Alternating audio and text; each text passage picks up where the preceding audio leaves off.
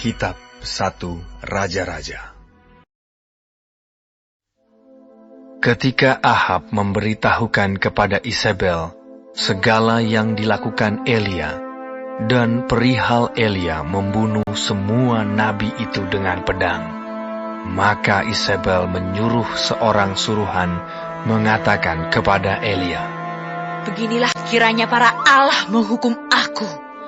Bahkan lebih lagi daripada itu, jika besok kira-kira pada waktu ini aku tidak membuat nyawamu sama seperti nyawa salah seorang dari mereka itu."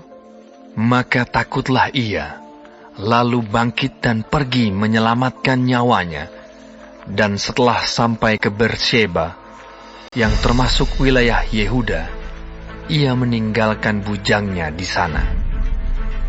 Tetapi ia sendiri masuk ke padang gurun sehari perjalanan jauhnya, lalu duduk di bawah sebuah pohon arar.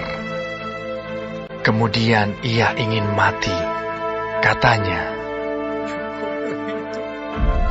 "Sekarang, ya Tuhan, ambillah nyawaku, sebab aku ini tidak lebih baik daripada nenek moyangku." Sesudah itu, ia berbaring dan tidur di bawah pohon arar itu. Tetapi tiba-tiba, seorang malaikat menyentuh dia, serta berkata kepadanya, "Bangunlah, makanlah." Ketika ia melihat sekitarnya, maka pada sebelah kepalanya ada roti bakar dan sebuah kendi berisi air. Lalu ia makan dan minum, kemudian berbaring pula.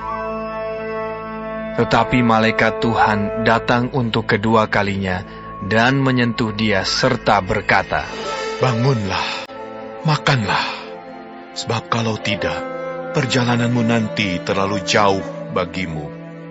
Maka bangunlah ia, lalu makan dan minum, dan oleh kekuatan makanan itu, ia berjalan 40 hari 40 malam lamanya, sampai ke gunung Allah, yakni Gunung Horeb. Di sana masuklah ia ke dalam sebuah gua dan bermalam di situ. Maka firman Tuhan datang kepadanya, demikian, "Apakah kerjamu di sini, hai Elia?"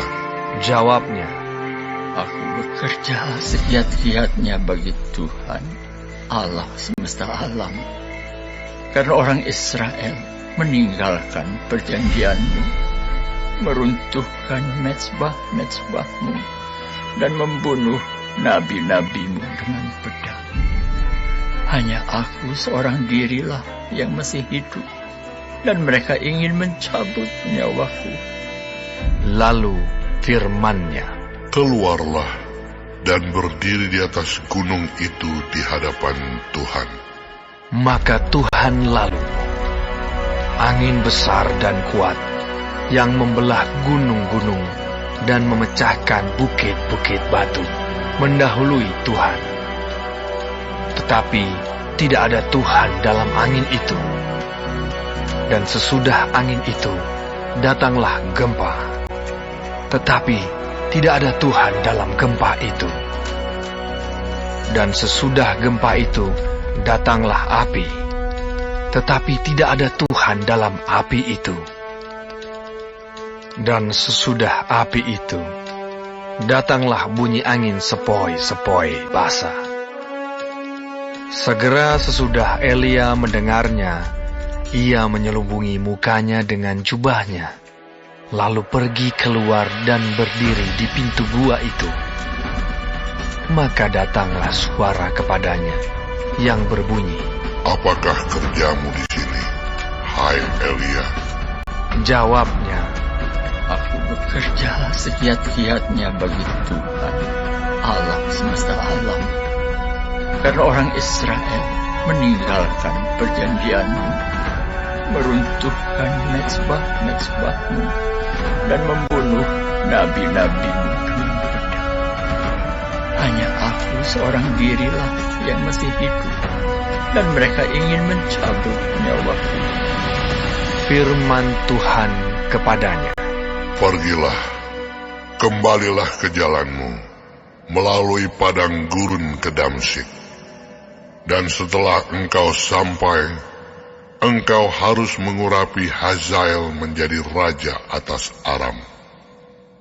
Juga Yehu, cucu Nimsi, haruslah kau urapi menjadi raja atas Israel.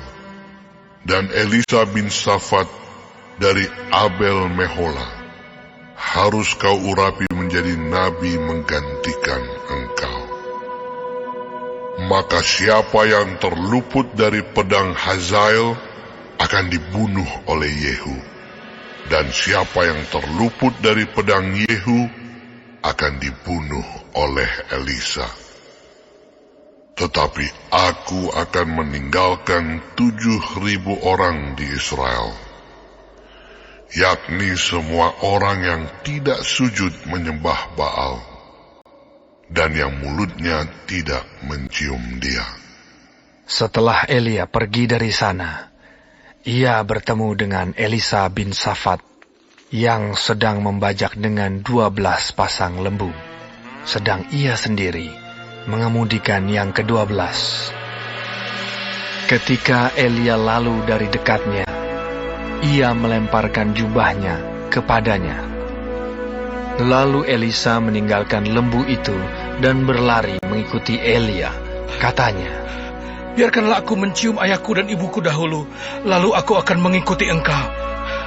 Jawabnya kepadanya, Baiklah, pulang dahulu, dan ingatlah apa yang telah kuperbuat kepadamu. Lalu berbaliklah ia daripada Elia. Ia mengambil pasangan lembu itu, menyembelihnya, dan memasak dagingnya dengan bajak lembu itu sebagai kayu api. Ia memberikan daging itu kepada orang-orangnya, kemudian makanlah mereka. Sesudah itu, bersiaplah ia, lalu mengikuti Elia dan menjadi pelayannya.